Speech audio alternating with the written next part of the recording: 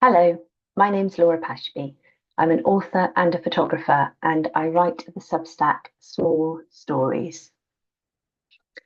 Today, I'm going to talk to you about 10 things I've learned about storytelling on Substack. This is my Substack, Small Stories. I describe it as a search for magic and meaning in the form of letters from my writing desk. And my writing desk is where I'm speaking to you from today. At the very top of my house, I have a tiny little loft room study that is only really big enough for my writing desk and a chair and some stacks of books. And it has a tiny square window that looks out across the rooftops of the town, from which I can see the distant hills. Small Stories is a space for seekers of everyday beauty, and it was a Substack featured publication in 2023. I've been writing it for 2 years now, and in that time, I've had 2 posts in particular that have been liked and shared and restacked again and again. And one of those posts is called Mother Writer. And you can read that by visiting my Substack at laurapashby.substack.com. And the other post is called 10 Things I Know About Storytelling. And that's the post that has inspired what I'm going to talk to you about today. I've been telling stories online for over a decade. I started with a craft blog in 2010, which took the form of letters across the Atlantic between my best friend and I. I then moved on to a personal blog and then moved across to Instagram, where you'll find me as Circle of Pines. And I've got quite an established audience over there because I've been sharing for a long time. And one of the things in particular that I'm known for on Instagram is my fog photography. I've been writing on Substack now for 2 years, since June 2022. In my first book, Little Stories of Your Life, I shared with the reader how and why to tell their own stories. Little Stories of Your Life is about the magic that we find when we pay attention to the details of our lives. And it's about the beauty of ordinary days. It's about telling the very smallest stories. In my upcoming book, Chasing Fog, of which this is a bound proof copy, the hardback copy is even more beautiful. In this book, which is a narrative nonfiction book, it's nature writing with elements of memoir. And this is the book where I tell my own story, or at least an element of my own story. But today, I'm going to tell you what I've learned about storytelling on Substack. Number 1, your story is worth telling. Substack is a very busy place. There are a lot of stories here, there are a lot of voices here, there's a lot of talent here. And it can sometimes feel as if perhaps there isn't space for any more. There's not space for any more voices. But that is not what I believe. I believe that there is space for all of us here, and that there is space for you. And I believe that your story is worth telling because you are completely and gloriously unique. And your voice is ready to be heard because there are people out there who want or need to hear exactly what it is that you, specifically you, have to say. And so here, as anywhere, it's important to be true to who you are. Number 2, Popular isn't the same as perfect. If a piece of writing has taken a long time to create and has been really carefully crafted, and if we've put our whole heart into that piece of writing and then taken the sometimes frightening and daunting step of hitting publish and sending it out into the world, it can feel very scary, and then it can feel really heartbreaking and disappointing if that piece of writing doesn't receive the response that we were hoping for. Sometimes, if a piece that you love and feel proud of doesn't get as many likes or comments or shared as you hoped for, your writing ability is not in question. If a piece doesn't get the response we're hoping for, it's not because it's not good enough. It's because growing a readership takes time, and because Substack Notes, which is an element of all of our discoverability on this platform, is governed, like Instagram, by an algorithm. And an algorithm is a set of rules followed by a computer. And you know, and I know that algorithms are not arbiters of taste or of talent. Number 3, you choose what to share. You don't owe anyone your whole story. And for me, this looks like not sharing my specific location, not sharing my children's names, not sharing their faces. I share very personal pieces of writing on Substack, but what I don't include are details and specifics. I write about how experiences and moments feel to me, and that is how I maintain my own boundaries around how I want to show up online. And we all benefit from establishing clear boundaries about what we are and are not willing to offer up online. And everybody's boundaries will be different. But the important thing is being clear about what it is you want to share so that you don't find that you're sharing more or less than you wanted to. Number 4, use recurring themes.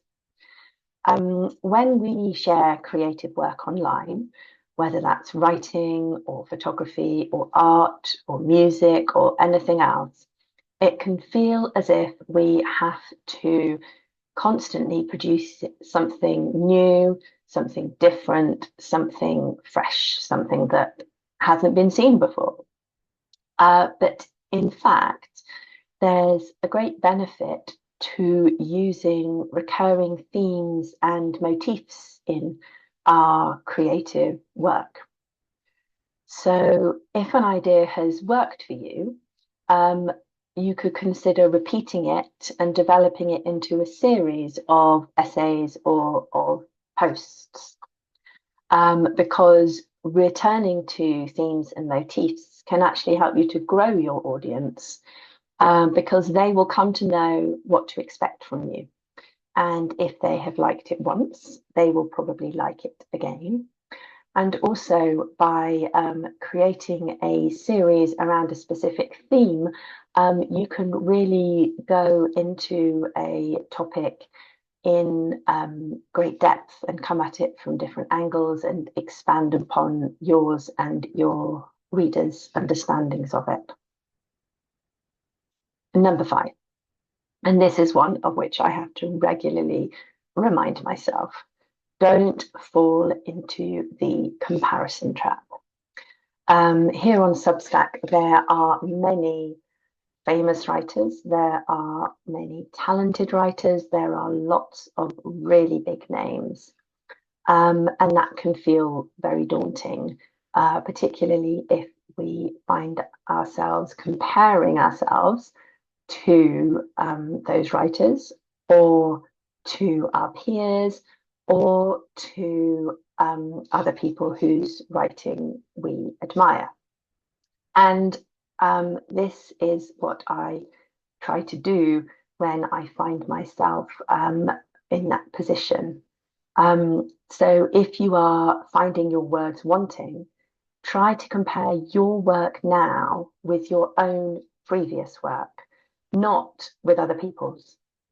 So look back through your essays, through your camera rolls, through your notebooks, and remind yourself of your story and see how far you've come. Because here on Substack, we are each on our own journey.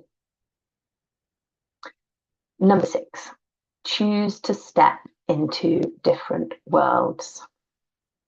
Substack is a brilliant place to find connection and to find variety and to connect with people whose backgrounds and experiences differ from your own, rather than just those whose lives mirror yours.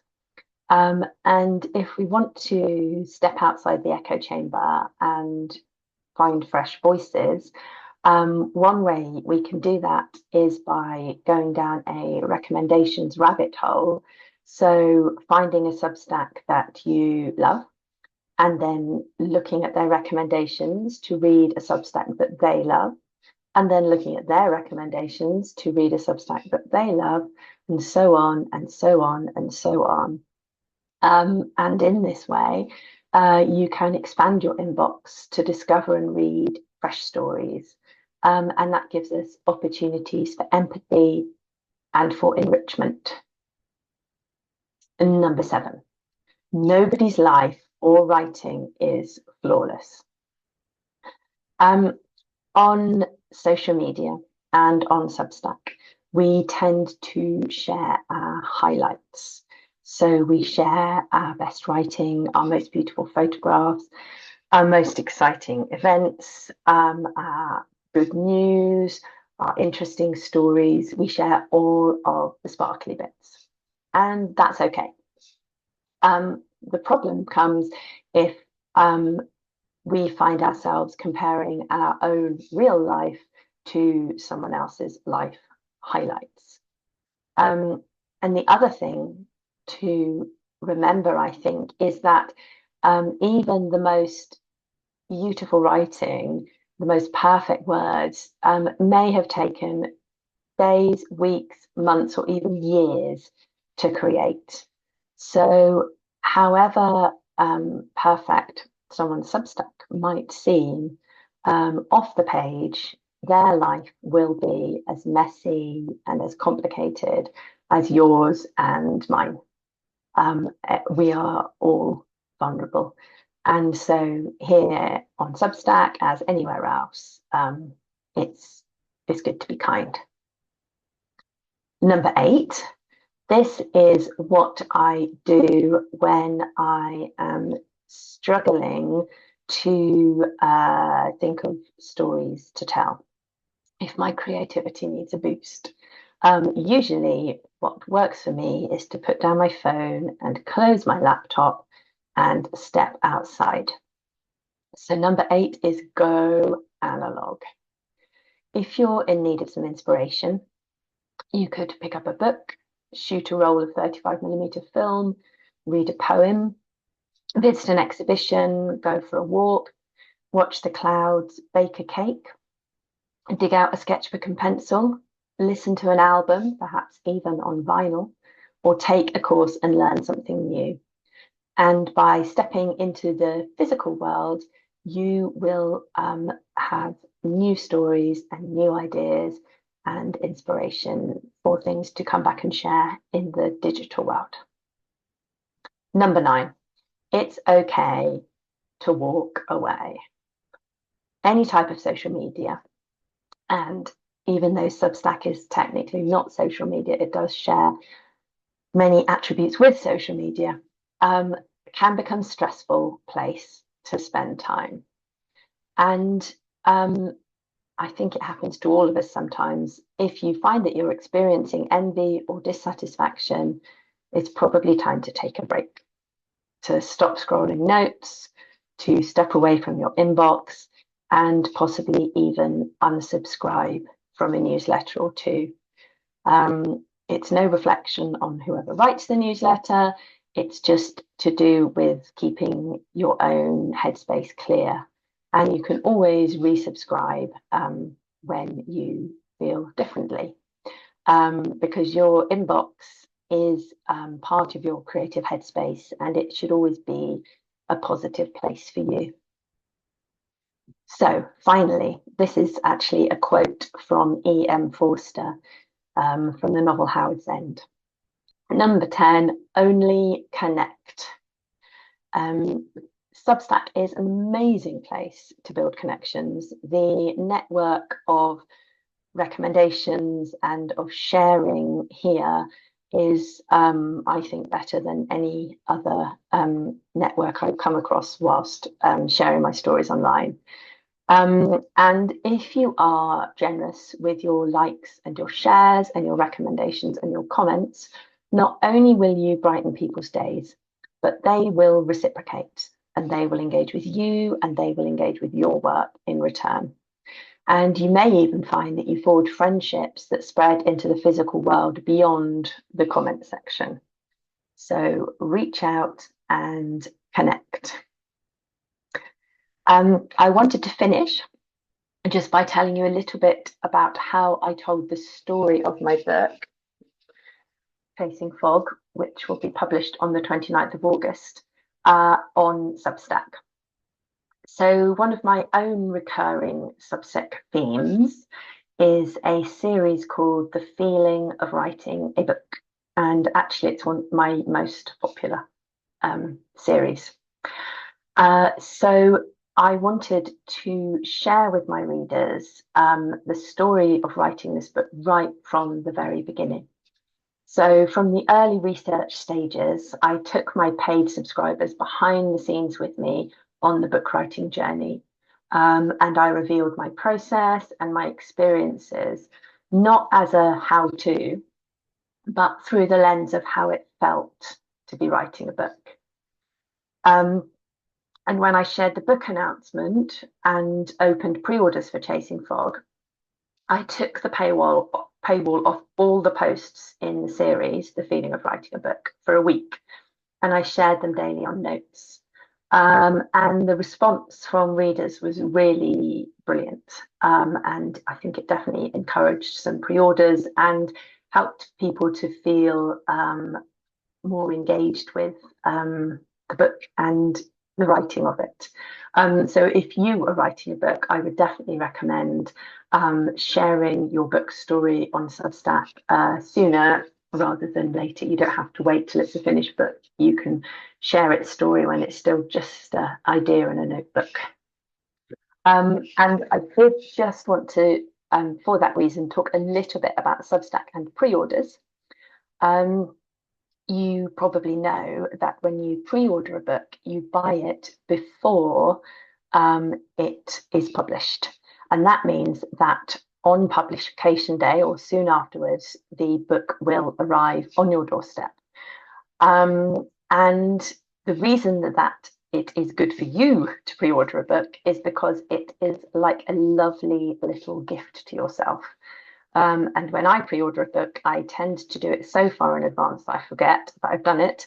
And so when it either arrives in my local bookshop for me to collect, or when it falls on my doorstep, it feels like a really beautiful surprise, a bit like a gift from the universe. The reason that pre-orders are brilliant for authors, and the reason why authors, much as we would rather not have to talk about them a lot, is because pre-orders let bookshops and publishers know that people are interested in reading a book. So the more pre-orders there are, the more a book seems like it's going to sell, the more copies bookshops will order in, and the more resources the publisher might put into selling it. So pre-orders can be hugely influential in how successful a book actually is. As a reader, a pre-order is the best way you can support any author. If you enjoy their Substack and they've got a book out, pre-order their book.